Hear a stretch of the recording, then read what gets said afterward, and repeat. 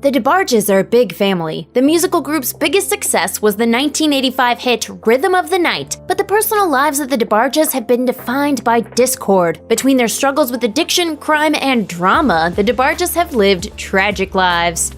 DeBarge matriarch Ederline met her future husband Robert DeBarge Sr. when she was just 17. Robert was 4 years older, in the army, and white, making him socially forbidden fruit. Unfortunately, he was also insanely jealous. He ordered her not to wear jewelry, makeup, or anything else that might attract another man. After a hasty wedding, things rapidly went downhill. Ederline said Robert tormented her physically and emotionally, even keeping her continuously pregnant. Ederline's children had horrific memories of their father. Chico claimed that his father sexually molested his siblings. Bobby allegedly took the bulk of the abuse, but all the children suffered. Bunny, for one, went so far as to blame the siblings' professional woes and personal struggles on the ugliness they endured as children.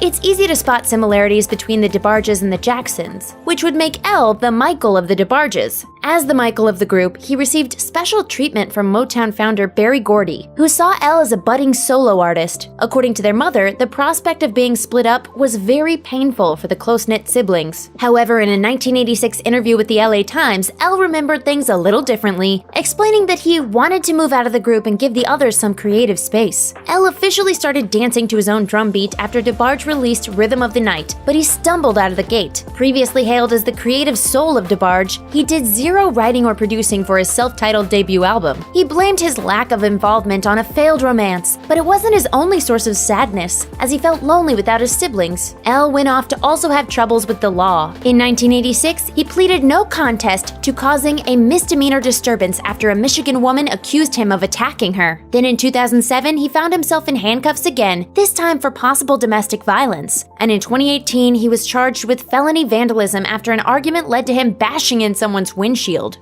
Far too often in life, we're forced to choose between career success and personal happiness. In Janet Jackson's case, pursuing stardom meant shattering James DeBarge's heart. In 1984, the two eloped, but Janet's manager wanted to cultivate the image of nasty Janet instead of an unavailable married woman. Plus, her family wasn't exactly thrilled about the union, which caught them off guard. Rumor had it that the couple were clashing like plaid and polka dots, and there were reports that James was depressed and on drugs. If they were fighting, it might have been because Janet's manager relentlessly pressured her to leave her husband. The badgering seemed to work, and the marriage was annulled within months of the ceremony.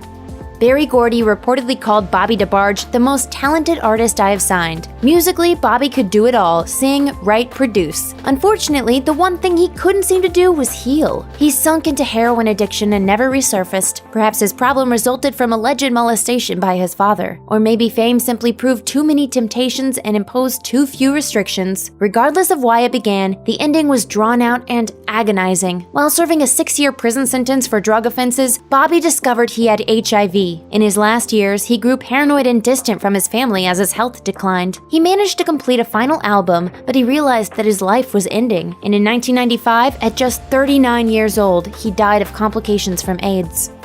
Jonathan Chico DeBarge was determined not to ride his famous siblings' coattails, but when he released his first album in 1986, DeBarge was already a household name, and people frequently mistook him for a former member of the singing group. And Chico himself admitted that he didn't have the greatest singing voice. However, being a DeBarge didn't always give him a leg up. During childhood, his famous family made him a target for ridicule, so he got into a lot of fights with other kids. And as an adult, he got into a lot of fights with the law. Guess who won? Shortly after releasing his second album in 1988, he was busted for trying to traffic cocaine with his brother Bobby. He then made a somewhat successful comeback in the late 90s, but things went downhill again when he was stabbed outside a nightclub in 2003. While recuperating from his injuries, he started abusing painkillers and then moved on to heroin. This resulted in another drug-related arrest in 2007.